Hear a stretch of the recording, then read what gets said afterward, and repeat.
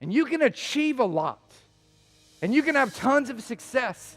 But that does not mean that you have dealt with the things in your past.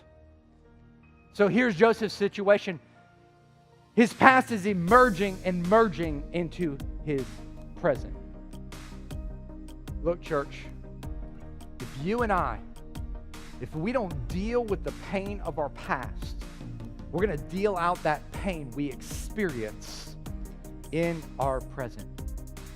So if you've gone through some abuse and you haven't properly and carefully dealt with that abuse, if you're not careful, what'll happen is you'll end up starting abusing people that you said you would never do that to. If you've been abandoned in your life and you've never dealt with that abandonment, there will come some situations where you're tempted to just pick up and leave because that's all you know. If you've been through rejection in your life and you haven't dealt with that rejection, what will happen is you'll begin to see other people that are not meeting your expectations, and you'll start to reject people that you should love and care for and want to protect in life.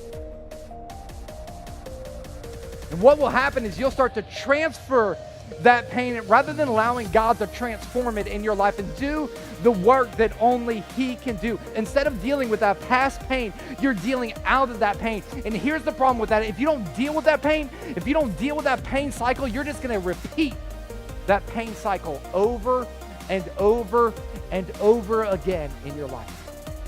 But here's the good news if you're a follower of Jesus, is you aren't your past. You aren't your pain. You aren't who somebody said you were. You aren't what somebody did to you. You aren't a victim. You're actually a victor in Christ Jesus.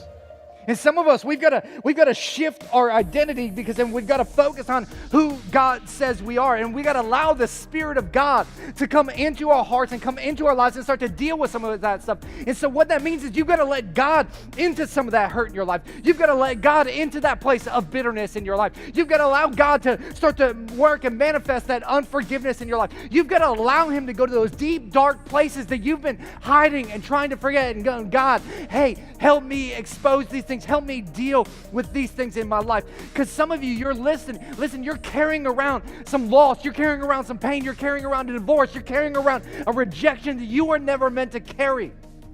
And the weight of what you're carrying will bury you if you don't deal with it.